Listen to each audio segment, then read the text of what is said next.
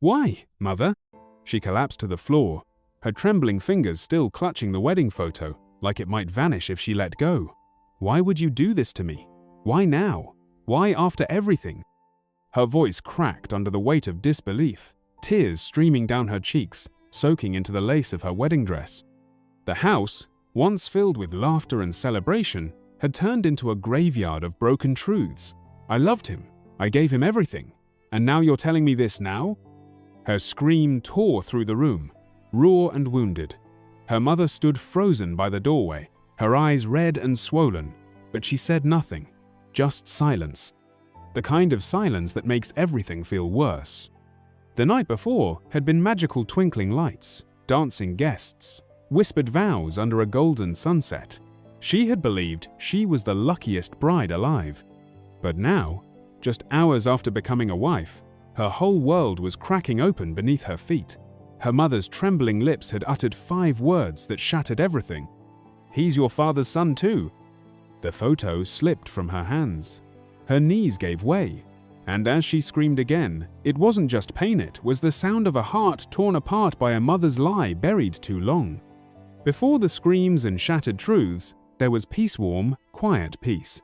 Their home was a reflection of their love. Soft lights, shared bookshelves, mismatched coffee mugs from weekend markets. Every corner held memories, laughter in the kitchen, dancing barefoot to old love songs, whispering dreams in the dead of night. She had never loved anyone the way she loved Darren. He was gentle, thoughtful, and patient in all the ways that soothed her chaos. He'd touch her face like she was made of glass, like every inch of her deserved worship. They didn't have much, but what they had felt priceless. They were building a life, a real one, with honesty and intention. Or so she believed.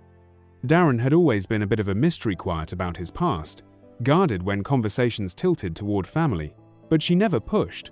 She believed that love didn't need full explanations, just full presence. And he was always present at every doctor's appointment when she had anxiety, at every family gathering where she felt out of place, at every moment she felt too much. The man she had just married had become her safe place. And now, in the aftermath of her mother's confession, that very safety was the first thing ripped from her. She sat in the ruins of their beautiful home, clutching those perfect memories like they could somehow protect her from what was coming. Her mother hadn't planned to say it not that day, not ever, but watching her daughter walk down the aisle had done something strange to her heart. As the music played and Darren stood at the altar smiling, something inside her broke. It was the same smile, the same dimples, the same eyes that haunted her dreams every night since that one unforgettable mistake. And when the priest pronounced them husband and wife, she knew. She knew the silence could no longer survive. Her daughter had just married a boy who shared her blood, and the secret she had buried for 25 years was now a ticking bomb in a wedding gown. Back then, she had been young, desperate, and naive. The man she loved, her daughter's real father, was never meant to be a permanent part of her life. It was one wild night, one fleeting moment of rebellion. She had been with someone else at the time, someone she later married and raised a child with. No one knew, not even him, not even her daughter. She had sworn to herself that the truth would never leave her lips. But fate is cruel, because the boy she never knew was born from that man had somehow found his way into her daughter's life, into her arms, into her heart, and now into her bed. She watched the photo fall from her daughter's hands and felt the full weight of her silence crash down like thunder. She didn't want water. She didn't want comfort. She didn't want to breathe. All she wanted was answers, real ones, ugly ones. Now, tell me everything, all of it. Start from the beginning. Start before I was born. Start with the man you slept with. Her voice was shaking, but her eyes, those were steady. Eyes that had loved, trusted, believed, now narrowed with betrayal. Her mother tried to reach for her hand, but she jerked away like her fingers were flames. She had never looked at her mother with so much hate before, not even as a rebellious teenager. Not even in the worst fights. But this was a different kind of wound. The kind you don't heal from with time. The kind that makes every memory feel like a lie. Her mother sat down slowly, her body seeming to age in seconds. Her lips quivered before any words came out. His name was Malcolm. I was 20. I didn't even know I was pregnant with someone else's child when I met him. The name hit her like a slap. Malcolm. It was a name she'd never heard before in any family story. Never in photo albums, never in bedtime memories. He was older. He had charm, power, secrets. And I was stupid enough to fall for all of them. She looked at her daughter now like she was seeing a ghost. You were never meant to know, and I prayed you two would never meet, but fate has a way of laughing at us. Her daughter's lips trembled, her voice cracked through clenched teeth. Do you even know what you've done to me? But the real question hovered silently in the room, too dangerous to ask yet. Is it already too late to undo it? Malcolm wasn't supposed to stay. Her mother's voice dropped to a whisper, as if the walls themselves might judge her. He came into my life like a storm ridge, arrogant, but so charming it made me dizzy. I was barely 20, confused, and already carrying a baby from another man who had left me without a word. She paused and looked down, ashamed. Malcolm made me feel seen. For a moment, I forgot I was just a girl trying to survive. She stared at her daughter now, tears threatening to fall again. He didn't want anything serious. Said he had a child already, a boy, with another woman, one he didn't talk to anymore. I told him about the pregnancy, but he disappeared after that. Blocked my number, changed cities. I never saw him again. The daughter blinked, frozen, every part of her body tense. And you never told me this? Not even when I started dating Darren? Her mother shook her head, breathing heavily. How could I? You were so happy. You said he was different, that he made you feel safe. And then I saw his eyes, Malcolm's eyes, the same exact shade, and that's when I knew. I knew I'd failed you. She couldn't breathe. The air felt thick, poisoned. Darren had a father he didn't speak about. She had a mother who had erased her own past. And now, two children born of the same bloodline had met by accident and fallen in love under a lie neither of them created. What kind of curse is this? She whispered. But deep down, she already feared the answer. She stood by the doorway of their bedroom, staring at him like he was a stranger. Darren was sitting on the edge of the bed, the same spot where he had kissed her forehead the night before. But now his hands were trembling. He had heard her screams downstairs. He had seen her fall apart, but no one had told him why, until now. She stepped inside, each footstep slow, heavy, deliberate. Her fingers clutched the edge of the door like it was the only thing keeping her upright. Darren? He looked up, eyes confused, soft, still filled with love. I need you to look me in the eye and tell me Malcolm wasn't your father. His face changed, instantly, like someone had yanked the air out of his lungs. Why would you ask me that? He whispered, but his voice cracked, his eyes shifted. She stepped closer, because my mother just told me that he was mine. She watched his jaw clench, his fingers curl into fists. Tell me it's not true. Please. Tell me you're not. He stood suddenly. Stop. Don't say it. Don't even finish that sentence. But she had to. Tell me you're not my brother, Darren. The silence between them was louder than any scream. And in that moment, before he even opened his mouth, her heart shattered again, because she saw it. In his face. In his tears. He already knew. Darren's legs gave out before he could finish his sentence. He dropped back onto the bed like a man hit by a bullet, his hands shaking, his eyes wide and wet. I think I always knew, he whispered. Her heart stopped. What do you mean you knew? She asked, her voice rising with panic. He looked up at her, helpless, like a child. I didn't know for sure, okay? I didn't have proof, but there were signs. My mother never told me who my father was, just a name, Malcolm. No photo, no story, just silence and bitterness. And when I met you, and you said your mother was single too, and then one day, you mentioned a Malcolm in passing. She backed away, hands covering her mouth, her breath shallow and broken. And you didn't tell me? You just kept loving me? Sleeping next to me? Making vows to me? He stood slowly, pain etched into every muscle. Because I didn't want it to be true. I didn't want to lose you. I thought maybe it was a coincidence. Maybe there were two Malcolms. Maybe I was overthinking it. He grabbed her hand, desperate. But I swear, I didn't know for sure until right now, when you said it, that your mother—" She pulled her hand away like his skin burned her. "So you married me with doubts in your heart. You stood before God, and you lied to me." He fell silent. There was no excuse that could fix this. No explanation that could unbreak what had been whole. Love had brought them together, but blood might tear them apart. She didn't sleep that night. She couldn't.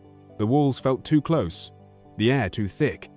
She sat on the cold bathroom floor with her arms wrapped around her knees, still wearing the remains of her wedding dress like a ghost clinging to a ruined dream. The mirror across from her reflected a woman she no longer recognized. A woman who had just promised forever to a man she might be forbidden to love. Her lips trembled, her mind raced. Her heart still wanted him. But how could she love him now? Was it even real? Or was it all built on a lie? Every memory they shared now felt like glass, sharp, dangerous, beautiful but deadly. She thought about his laugh, the way he held her in his sleep, the look in his eyes when he first saw her in the dress. All of it felt pure, sacred. But now, it was tainted by the blood they might share. And her mother's silence. And his mother's silence. How could the people who raised them hide something so destructive, and then act surprised when it exploded? By sunrise, her decision still hadn't come. She walked into the bedroom quietly. Darren was awake, sitting in the same spot, his face hollow. Neither of them spoke for a long time. She finally broke the silence. "I need to find him." He blinked. "Who?" She looked at him, eyes filled with resolve. "Malcolm. If he's alive, I need the truth. From him, not from anyone else." Because if there was even a small chance that all this was a mistake, she had to know. Before walking away from the man who still made her heart ache even now. She wasn't sure what she expected Malcolm to be, maybe a ghost from the past, some ordinary man tucked away in a quiet neighborhood. But not this, not a pastor, not a global preacher. Not a man whose face was plastered on billboards and city buses with the words, "Healing nations through truth." Her jaw dropped as the car turned into the wide compound. There he was, Pastor Malcolm Adeyemi. The same sharp jawline, the same eyes she now saw every time she looked in the mirror. She felt sick. Her fingers trembled as she scrolled through his social media. Millions of followers, sermons on purity, marriage, secrets, forgiveness. The irony made her chest tighten. The man who had abandoned her mother, the man whose son had unknowingly married his daughter, was now standing on stages across the world, preaching about truth. She leaned back in the seat and whispered, "Is this some kind of joke, God?" But the joke was real, and the cameras were rolling. And somewhere inside that megachurch, he was smiling, shaking hands, blessing people, while his own daughter was falling apart. She didn't want to wait. She needed answers now. She walked through the gates and headed toward the main building, heart pounding in her chest. People greeted her warmly, mistaking her for a new member. But her face was stone. Her eyes were locked on the man she hadn't met yet but somehow already knew. He was about to meet the child he left behind. And this time, she wasn't going to let him hide behind a pulpit. His office smelled of old books, cedarwood polish, and pride. Everything was immaculate leather chairs, framed photos, plaques from presidents and dignitaries. The man behind the desk looked up as the door opened. He smiled politely, expecting another fan, but his smile faltered when he saw her face. She didn't sit down. She didn't say her name. She just held up the wedding photo, her in white, Darren at her side. His eyes flicked to the image and froze. "I believe you knew," she said quietly. Silence. He leaned back, his face unreadable. "Who are you?" he asked, though something in his voice cracked. She stepped closer. "My name is Zara. My mother's name is Lydia. She said you left her pregnant 25 years ago, and the man I just married is your other child." The air shifted. He didn't deny it, didn't gasp, didn't pray. He simply folded his hands and stared at her. "Zara," he said softly, "you have no idea how complicated this is." She scoffed. "Oh, I know exactly how complicated it is. You built your whole empire on truth, but the biggest truth of your life, you buried." He stood slowly, calm, calculated. And what do you want from me? An apology? Money? My stage? You think the world wants to hear this kind of story from a man they call father to the nations? She blinked. I just want the truth. I want to know who I am, who Darren is, and why you left us to fall in love in the dark. He walked toward the window, hands behind his back. Then you better be ready for more than one truth, he said, because I've kept more secrets than you're ready to hear. The silence stretched, thick and dangerous, like a rope tightening between them. Pastor Malcolm kept his eyes on the city skyline, his voice low but steady, the kind of voice that had once comforted millions. I never meant to be a father, Zara. Not to you. Not to Darren. Not to any of them. Her heart skipped. Any of them?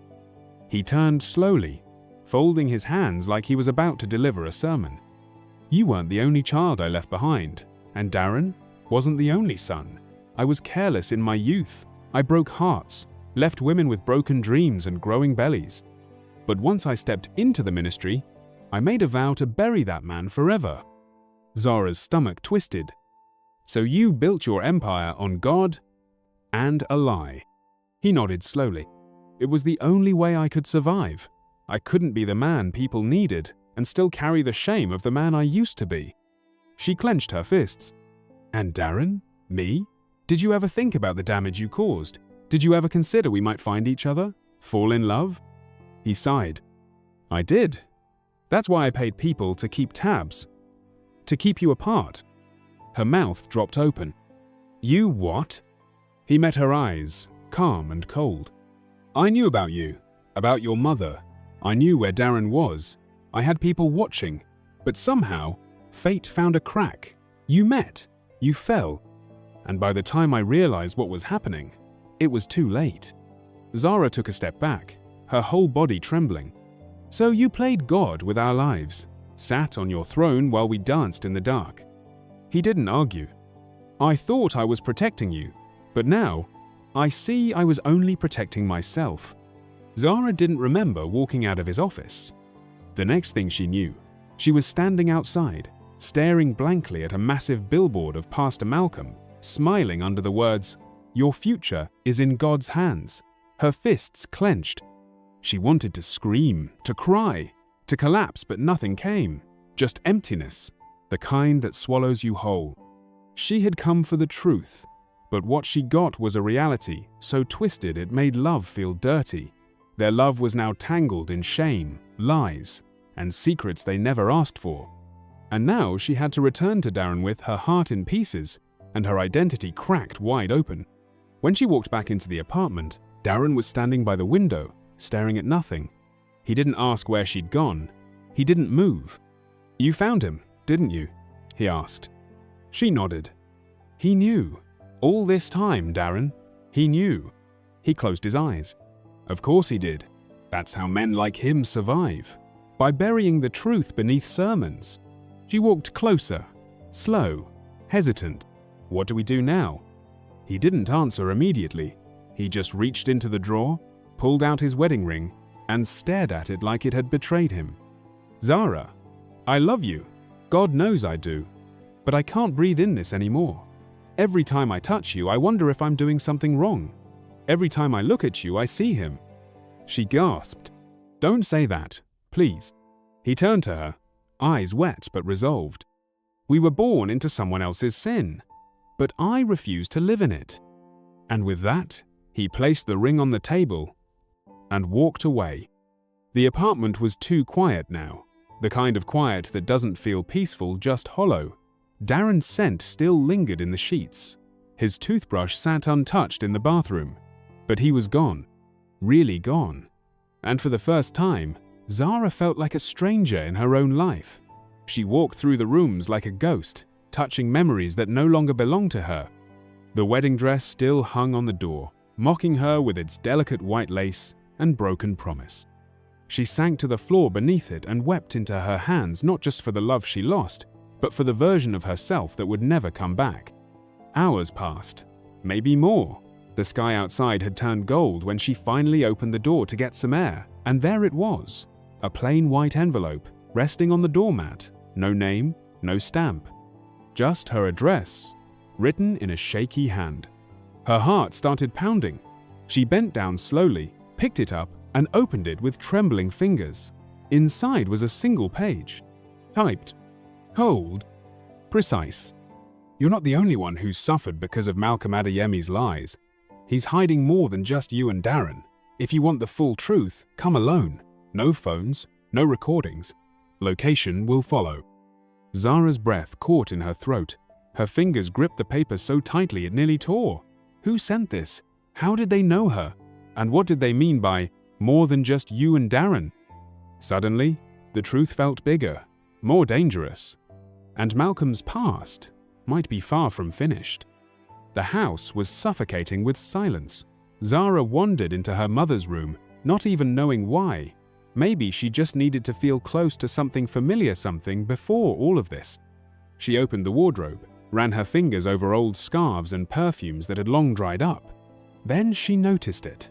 A small wooden box tucked beneath a stack of folded clothes. The lock was rusted, the hinges stiff. It looked untouched for years.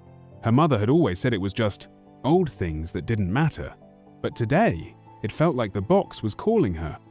She pried it open. Inside was a stack of yellowing letters, photos, and receipts. But one photo made her freeze, a woman holding a baby in her arms. Malcolm stood behind her, younger but unmistakable. The woman's eyes were the same shape as Zara's. On the back, in fading ink, "To Malcolm for abandoning us both. Yours truly, Diane." Beneath the photo was a neatly folded letter. If you're reading this, it means the lie lasted too long. My name is Diane, and I once loved Malcolm Adeyemi too. I had his daughter in 1995. He left us. Like he left you. Like he left the others. I don't know how many of us there are anymore, but I know the day will come when the truth can't stay buried. If you want to talk, find me. I live in Ibadan. You're not alone, Zara, and he's hiding more than you think. Zara's fingers trembled. Another daughter. Another lie. Another thread in a web too tangled to ignore. And suddenly, she knew what she had to do. The road to Ibadan was long, quiet, and heavy with questions. Zara stared out the window of the bus, the letter from Diane tucked tightly in her purse. Her heart pounded with each mile. She didn't know what Diane would say, or if she'd even open the door. But something told her this woman wasn't just another victim. She was a missing piece of the story, and Zara needed that piece more than she needed air. The house was modest, tucked away behind rusted gates and sun-faded walls. Zara hesitated before knocking. Then the door creaked open, and there she was, Diane. Older now, but regal in a quiet, wounded way. Her eyes landed on Zara and didn't blink. "You look just like your mother," she said. Zara almost broke. You knew her?" Diane stepped aside. "I knew all of them. Come in." The living room was filled with old books and the scent of hibiscus tea. Diane moved slowly, like someone who had carried too many secrets for too long. "You're not the first daughter to come searching, but you might be the one who finally pulls the whole truth into the light." Zara sat quietly, gripping the edge of the seat. "How many of us are there?" she asked. Diane stared into her teacup. "I stopped counting after 6. Different women, different cities, same story. He comes, he charms, he disappears, and now you say you married one of his sons?" Zara nodded slowly, her voice barely a whisper. "And he knew and said nothing." Diane leaned forward, her voice hard now. "Then Malcolm Adeyemi doesn't deserve the pulpit he stands on, and it's time the world hears who he really is." Diane placed a faded folder on the table, its corners curled and stained by time. Zara hesitated before opening it. Inside were receipts, letters, photos, and one thing that made her blood run cold: a birth certificate. Not hers, not Darren's. Another child, a boy, born just 2 years before her. "That's Daniel," Diane said, her voice tight. "He was my son with Malcolm, but he never made it past 16. He died in a fire that Malcolm never even came to mourn." Zara looked up, stunned. "He had a son before Darren?" Diane nodded, and Malcolm pretended he didn't exist. Not just to me, but to the world. Even in his early sermons, he used Daniel's death as a fictional example to manipulate people. He stood on that stage and told the story of a young boy he once counseled who died in sin. That boy was his own blood, his own child, and he used him as a sermon prop. Zara covered her mouth in horror. Does anyone else know this? Diane's eyes narrowed. Only the ones he silenced, paid off, threatened, or discredited. I tried to expose him once. I wrote to the church board, sent evidence. You know what they did? Sent me a check and a warning to keep quiet for the kingdom's sake. Zara stared at the folder, the weight of it settling on her chest like a stone. Darren was hurting. Her mother had died with unanswered questions. And now, Daniel, a forgotten son, used as a story, erased from history. She stood up, trembling. He doesn't get to keep doing this, not after what he's done to all of us. Diane looked at her, something fierce behind her tired eyes. Then don't just cry about it. Expose him, burn the mask he hides behind, and let the world meet the man behind the pulpit. Zara stared at the screen for a long time. Her finger hovered over the Go Live button, while her heart pounded in her chest like a drum of war. Her face was bare, no makeup, no fancy lighting. Just her, in a quiet room, holding a truth too heavy to carry alone. She hadn't planned it, but the silence was eating her alive, and if she didn't speak now, she never would. She tapped the screen. Live. And just like that, the world was watching. It started with a few viewers, then hundreds, then thousands. Her voice was shaking at first. My name is Zara, and I have something to say about the man you all call Pastor Malcolm Adeyemi. The comments exploded almost instantly. What is this? Wait, is she crying? Is this clickbait or real? But she didn't stop. He's not just a preacher, he's my father. He left my mother pregnant and never looked back. And the man I married last month? That's his son, which makes him my brother. Gasps flooded the comment section. Emojis. People tagging others. Stop playing, sis. This can't be real. I knew that man gave off strange vibes. Her tears flowed freely now. I loved him. I didn't know. We didn't know. But Malcolm did. He knew. And he said nothing. He let us fall in love, let us marry, and I will not be quiet just because he's a man of God to you. He was supposed to be a father to me first.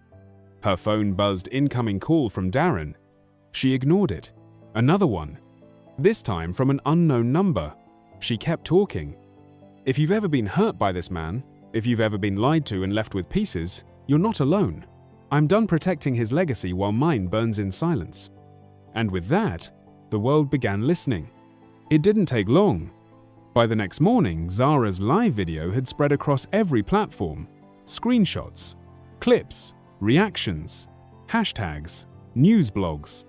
People debated it, dissected it, reposted it like wildfire. Zara speaks. Not my pastor. Blood behind the pulpit. The clip where she said, "He let us marry knowing we were siblings," had already hit 1 million views. The church issued a brief statement calling the video an attack from the enemy and promising to handle it internally. But that only made things worse. People weren't buying it. Zara sat in her apartment, curled up on the couch, her phone lighting up non-stop. Messages poured in. Some angry, some comforting.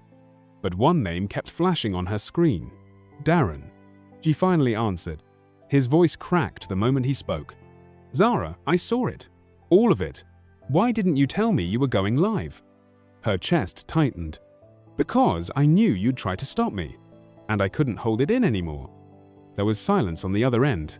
Then, softly, you looked beautiful.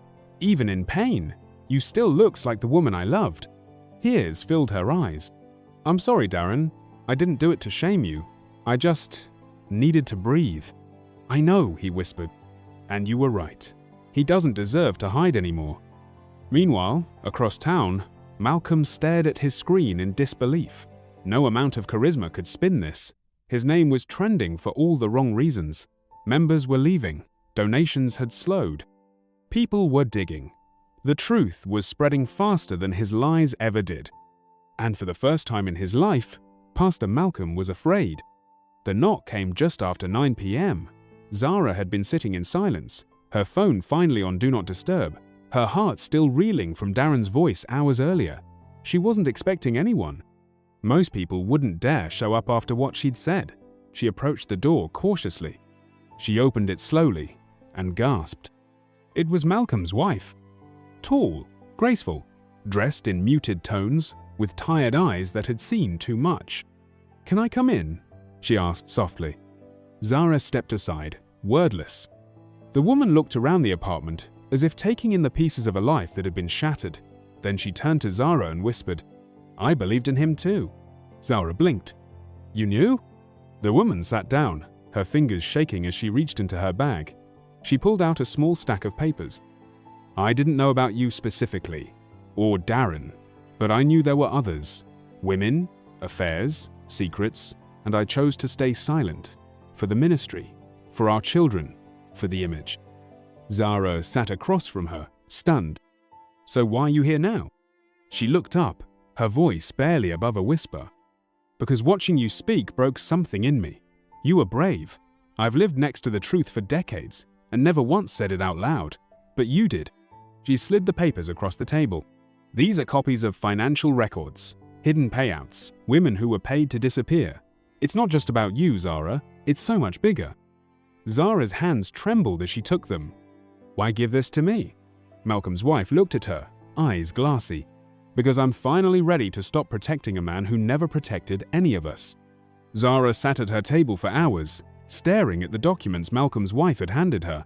Each line was a wound, a transaction, a silencing, women paid to disappear, medical bills quietly covered, donations funneled into private accounts. This wasn't just scandal, it was a pattern, a system, a legacy of control hiding beneath robes and titles. Her hands trembled as she flipped through the final page, a signed NDA from a woman she didn't recognize, with the same signature as her father's. It was all real. Every lie, every warning Diane had whispered, every rumor people had once laughed off. Her phone buzzed. A DM request. She opened it. "I saw your video. I was one of them too. I've been silent for 10 years. I still have the check he gave me. Please don't stop now." Zara's chest tightened. This was no longer about just her and Darren. This was about every woman who had to stitch herself back together in the dark because Malcolm Adeyemi's public image mattered more than their private destruction. But then came the fear. What if the church sues her? What if people don't believe her? What if Darren walks away forever? She thought of her mother, the quiet pain she carried, the dreams she buried for the sake of peace. And then she looked at the mirror. "I'm not her," she whispered. "I won't be quiet just to make everyone else comfortable." She picked up her phone, opened her notes app, and began typing a new post. No live stream this time. No tears. Just facts. Because this time, she wasn't just telling a story, she was presenting evidence. She stared at the screen for a full minute before her thumb moved. The caption was short, simple, deadly. "This isn't just my truth. This is proof. Read it, share it. Don't let him bury us again." Attached, 11 files, receipts, NDAs, bank transfers, all bearing Malcolm Adeyemi's name. She hit post. For a moment, there was silence, digital silence. Then, the storm came. Notifications flooded in, hundreds of shares in minutes. The post caught fire, spreading like a prophecy fulfilled. Influencers reposted it. Journalists DM'd her. People were tagging the church, demanding answers. But the comments weren't all praise. "You're destroying a man of God. This is spiritual warfare. Repent. Even if it's true, you should have handled it quietly. You just want fame." Zara's hands trembled, but she didn't delete it. Not this time. A call came through. "Diane, you did it." Zara let out a breath she hadn't realized she was holding. "Now what?" Diane's voice was calm, but heavy. "Now, you stay strong. They'll come for you, but so will the ones who've been waiting for someone to go first." As if on cue, a new message appeared in her inbox. From an anonymous account. "You're brave. And you're not alone. If anything happens to you, I'll speak next. He ruined more lives than you know." Later that night, Zara sat alone in the quiet glow of her screen, watching her post pass 500,000 views. The church had gone silent. Their official page disabled comments. Their lawyers had begun circling. But it was too late now. The truth was out. And it wasn't going back in. Zara didn't expect the knock. Not this late, not after everything. She thought it was another reporter, or a stranger with questions, or worse, someone from the church trying to intimidate her. But when she opened the door, it was him. Darren stood there in a hoodie, face tired, eyes softer than she'd ever seen. No anger, no blame, just silence, and a folded paper in his hand. "You look stronger," he said. Zara almost broke. "And you look like you've been crying," she whispered. He stepped inside. They sat without touching. Two people who had once shared a bed, now separated by a sea of truth and pain. "I saw your post," Darren said. Zara looked down. "I had to do it. I couldn't carry it alone." He nodded. "You didn't just speak for yourself. You spoke for me too. I didn't even realize how broken I was until you gave it language." Then he slid the folded paper toward her. "This came to me last night, from my mother's side." Zara opened it. It was a DNA result. Malcolm Adeyemi was not Darren's biological father. Her heart stopped. "What?" Darren's voice cracked. "My mum lied too. Malcolm raised me for a while when I was small. She let people assume he was my father. He let it ride to protect his image. But biologically, I'm not his son." Zara covered her mouth. "So, we're not related?" Darren nodded slowly. "We never were." Tears spilled freely now, but they were different this time. Lighter, hopeful. "Why didn't you tell me sooner?" He smiled, faintly. "Because I wasn't sure until now. And I didn't want to give you false hope.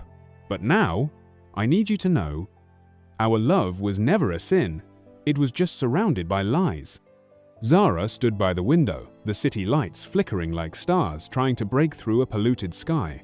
Darren was asleep on the couch, not out of exhaustion, but peace, real peace. For the first time in weeks, she watched him breathe, the rise and fall of someone who had carried pain for far too long. They were free now, no blood between them, no shame, just love and choice. But freedom came with a new question. Was she done? Could she close the book now that the worst part was over?